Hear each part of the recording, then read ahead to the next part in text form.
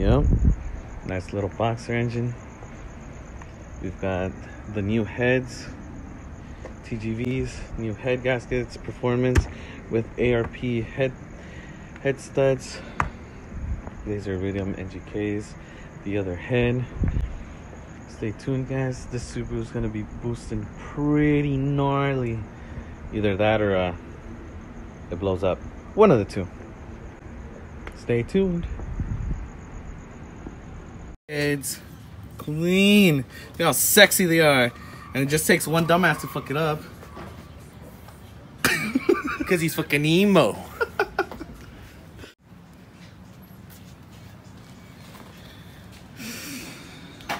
These are the nice, lovely heads that are going on the WRX. They're already good to go. Ready to put these back together.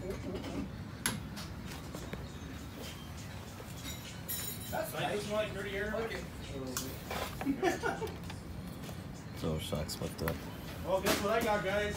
Control arms fucked up. More fucking food. Hey Rick. That marks 2 cars done before the bug was finished. Make that 3. But the Subaru is about to fucking be put back together. I got that one.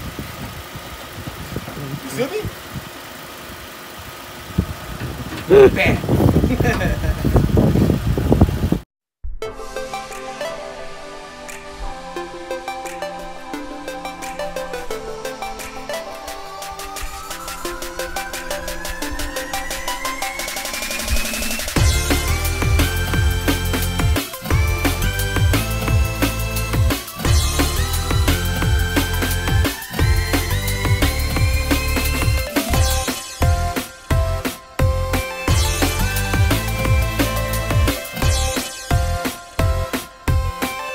And we are back with Brian's WRX. This is sponsored by absolutely nobody!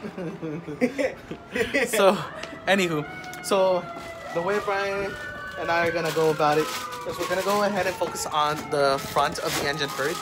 And that's of course replacing every timing component brand new, just so that we don't have to worry about it in the future. That means of course replacing the seals itself, the actual pulleys and the sprockets, and then the water pump as well. The water pump is going to be changed brand new. And then of course we're going to work on the driver's side part of the head, and of course replacing the knock sensor as well while we're at it, and we have the space.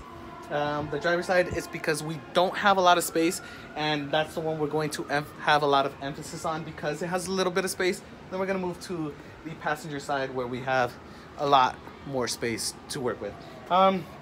Then of course we got to clean out the new TGVs that we just got used, but they'll do the trick. They're $100 and that prevents you from passing smog. $100, and exactly. No one wants to fucking no one quote unquote smog your ass because this car's been burned out already. Exactly. So no one's gonna smog it because of the TGVs. The TGVs have to have a 90-degree orientation prior to actually being connected and bolted on. So pretty much, so how it works, I'm explaining it to the noobs out there barely getting into Subaru world. Subi people that barely get new Subarus. I see a lot of cats out there with the brand new Rex. Please do preventive maintenance once it hits 100,000 miles, or else you're gonna be suffering. You're gonna be doing this. You don't want to be doing this. I don't want to be doing this, and I'm not the owner. We do not want to be doing this for the next 10 to 15 years. So pretty essentially how this works is, so say this is the front side. No, take that back. This is the front side, so you got shit connected and blah blah blah. So for the first 30 seconds of idle, it'll open slightly, and then once 30 seconds have passed by, the butterfly flaps that you see inside here open up fully, and then that's when you can actually start boosting and stuff like that. This is essentially just for emissions regulations for, you know, to comply with the EPA. Exactly, because Japanese versions don't have them. And essentially, you could do a Tgv delete, and the most, I guess, legal quote-unquote way to do it is take these the butterflies off. Take the butterflies off, and then get a cob tune. What's it called? Access port. Yep. Tune it, and then you could take it to your local smog, and they'll never know. Exactly. So that's how it is. That's California for you guys. So without further ado, let's get started. Handles. Yep. See ya. There you go. 2 hours. Japan water pump. Looks nice and cute. Looks like it still has another 400,000 K. Fuck no, it doesn't. Yes, it does. Being in a box store. Fuck no, it doesn't. You see how it kind of broke. Here's our 400,000 mile water pump. If you keep it in a nice, lovely box, it'll last that long. However, see how it's made in Japan. And then here we have the aftermarket version. And do you guys see what I see? The artisan doesn't know what the fuck Do you're doing. you see what I see? Where does this one go? Nobody knows. My sorrows. But we're gonna make an adapter for it. Yeah, so basically what we're gonna do is we're gonna go ahead and relieve some pressure at a hose, tee it, make it happen. My theory is that this is an improved design because they noticed that Subarus have a lot of cooling issues. So they're like, let's add another hole to relieve the pressure. Maybe it'll last another 10,000 miles before it At takes best. that shit. At best. At best. So yeah, let's see what happens. Actual one from a 2.5. It's actually using 2008 to 2014 Subaru WRX head. Explains why they needed the 2.5 valves to when they were doing the resurfacing of the heads. So it belongs to a 2.5. There it is. Similar. They're alike. Ta-da. 08 2014 Subaru. For those of you who are trying to find out when it doesn't have the other port of water. Cool. Let's do this. I didn't know I had a Frankenstein engine, to be honest, until now. Well, now you know. Knowing's half the battle. G.I. Brian. Now, when you order the new water pump, for the thermostat gasket, you really don't have to worry about supplying a thermostat gasket. For the most part, the water pump has it right there. Comes with the double Alakene S gasket right there, and then the water pump gasket. You don't need to use the water pump sealant from the actual tube. You don't need to use that make a gasket because gasket's already included on the Subaru's 2.0 2.5, and no thermostat gasket because it already comes in the water pump. Other than that, on the water outlet as well. Water outlet actually comes with this gasket here when you buy it from the auto parts store, but of course you don't need it either because it just uses the actual seal that's on there for the thermostat, and you can just top it off with no problem. Yep. And of course there is our new crank seal right there. Here is the old one. As you guys can see, that is one bad seal. See how it's torn up and it's cut right there. And of course the new water pump. Keep in mind this one has its own orientation in regards to tightening it up to torque spec. Make sure that the Allen key gasket S shape does not come off. It has another one right there, little sneaky one. Now of course I'm gonna go ahead and remove the knock sensor. As you guys can see, hasn't been replaced in a good while, and it's a one wire, and here's the replacement. Cool. Let's do it. And unfortunately for us, the plug for the knock sensor, the actual knock sensor, is cool, but the one from the wiring harness was already broken, so that really sucks. It made it hard for me to pull it out, but anything is possible. So I went ahead and disconnected it. But yep, this one is no good. So we're gonna go ahead and replace that one as well.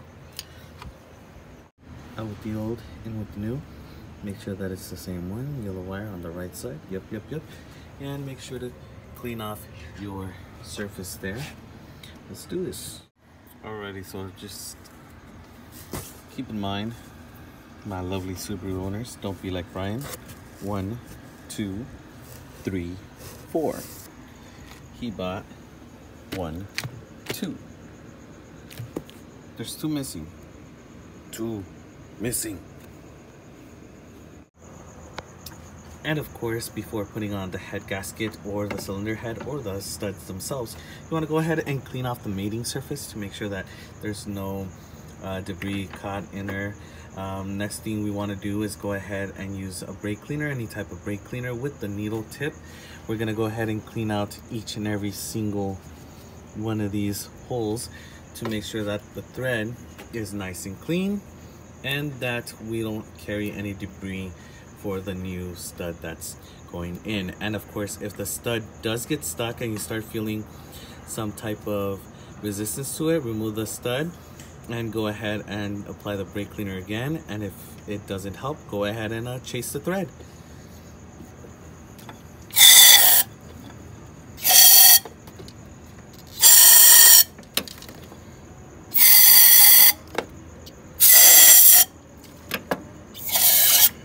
Cool. Did you notice something, Johnny?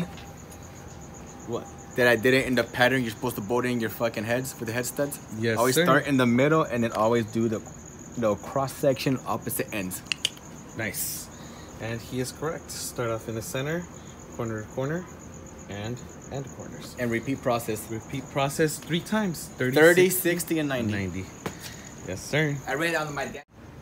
Cool, awesome. Now, of course, here we have the ARP head studs, 2.0, 2.5. This is the torque sequence with the torque procedures. We're gonna go ahead and do 3 steps, 30, 60, 90, starting from the center, working our way corner to corner. And of course, this one is going to be the left head. Keep in mind that the driver's side head always will have the sensor on it. And this is going to be the top position. This is the intake manifold port and the exhaust manifold port. How do we know? Well, check this out. Left exterior, left interior. So this is going to be towards, if it were a flat floor, this would be the interior, so going into the engine bay. This would be exterior, going towards the fenders. 3, 2, 1 with arrows marking orientation towards the front of the actual camshaft.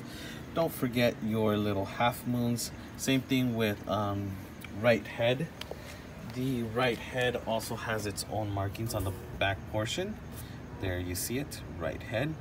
And same exact thing, 3, 2, 1 towards the front of the camshaft with the arrows pointing. Right exterior, right interior. If this were flat, like I said, one interior exterior, interior exterior. This would be the top side, this would be the bottom side. There is the exhaust port and the intake port. Cool, let's get started. We're gonna go ahead and put the Tomei head gaskets, and we're gonna clean the TGVs and hopefully get this thing up, bolted, and ready to go. And of course, quick reminder, don't forget the fastener assembly lubricant. When you're gonna tighten these puppies up, they need the fastener assembly lubricant, because or else you're gonna have a bad time. You're gonna have a real bad time. And always get these on special. Yes. Usually these cost between $450 to $500. Yep. Off the bat. I got these for $250 with everything included. Nice. Yeah, so. And of course, we're gonna go ahead. We've already done the orientation for these. So this is going to be driver side, and this is going to be passenger side. The way that I did it, this is the bottom, this is the bottom, this is the top. And of course, if you flip them up, it's just like the engine, facing inward. And this part is facing outward, and this is inward. Cool, huh? So what we're gonna go ahead and do is take off the camshaft with yep, we're gonna have to do it. We're gonna remove the camshaft. Of course, these are torqued, these are not torqued, so we're gonna go ahead and remove them. We have a box over there where we could put them. Exactly. Boxes are life. And the reason being, like, right, those are the spaces for them, for the studs. So one of us is going to hold the cylinder head in place while the other one hand tightens number 1 and 2. Since you have more experience building engines than I do. I'll hold you fucking tight. I don't want to fuck this up. Alright. I already fucked up a lot of things on that car, dude. Alright. And of course, as always, this is going to be our top, the top of the engine. Right now. So yeah, cool. Let's do this. It's gonna be fun. It's gonna be fun. Oh, please make sure you never break these off, ever. Be careful with them. Yep, that's gonna be the inside, and that's the top portion right here. Cool. So let it rip. Your discretion is advised. He might get a little dirty. Just Yep. Until it's all bronze. Both sides, both sides, both sides, both sides.